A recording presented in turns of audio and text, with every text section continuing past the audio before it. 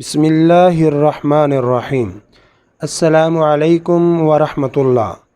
آج کا ہمارا لیکچر ہے اسباب میراث۔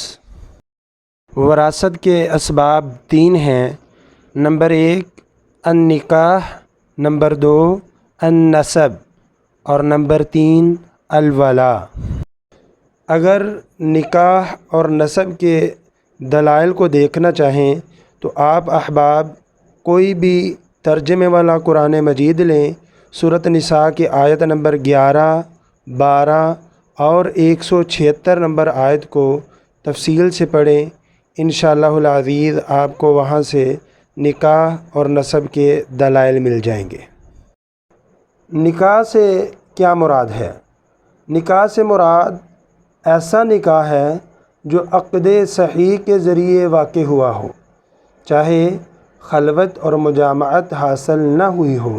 اس میں خاوند اور بیوی میں سے کسی ایک کی وفات کے بعد اگر خاوند فوت ہو جائے تو بیوی اس کی وارث بنے گی، اگر بیوی فوت ہو جائے تو خاوند اس کا وارث بنے گا۔ لیکن یاد رہے باطل نکاح کی صورت میں وہ ایک دوسرے کے وارث نہیں بنتے۔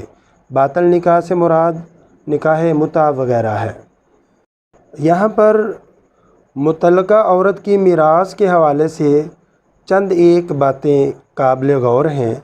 سب سے پہلی بات تو یہ ہے، اگر خاوند نے اپنی بیوی کو پہلی یا دوسری بار طلاق دی ہو اور وہ بیوی کی عدت کے دوران فوت ہو گیا، خاوند نے طلاق دی، ابھی عورت عدت میں تھی، خاوند فوت ہو گیا، تمام فقہا کے نزدیک وہ بیوی وارث بنے گی۔ اگر عدت ختم ہونے کے بعد خاوند فوت ہوا تو وہ عورت وارث نہیں بنے گی۔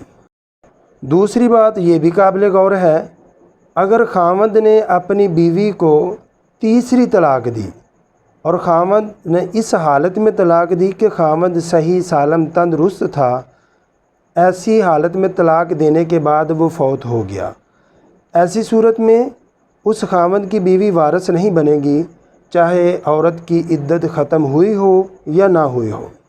اور اگر خاوند نے ایسی حالت میں طلاق دی کہ وہ مرض الموت میں مبتلا تھا، اگر خاوند نے ایسی حالت میں طلاق دی کہ خاوند مرض الموت میں مبتلا تھا اور اس نے اپنی بیوی کو تیسری طلاق دے دی اور خاوند کی نیت اسے وراثت سے محروم کرنا تھا، اس مسئلہ کے درمیان فقہا میں اختلاف پایا جاتا ہے۔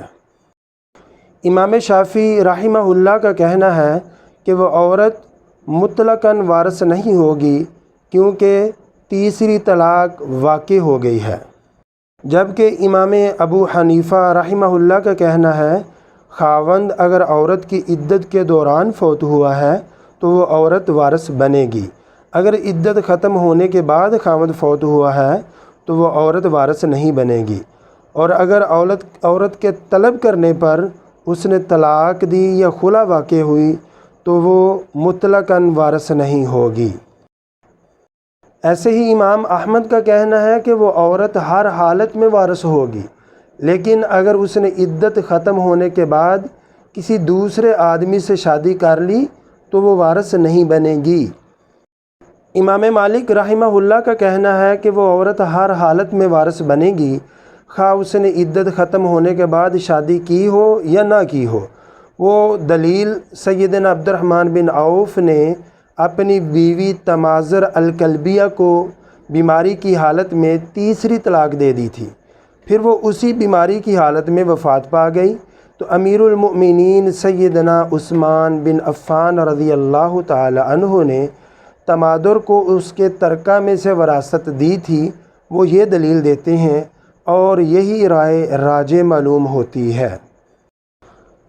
نسب سے مراد خونی رشتہ اور قرابت ہے جو وارث اور مورث کے درمیان ولادت کی وجہ سے ہوتا ہے۔ یہ رشتہ میت کی اولاد اور میت کے آباء و اجداد وغیرہ پر مشتمل ہے۔ اسباب میراث کا تیسرا سبب ولاء ہے۔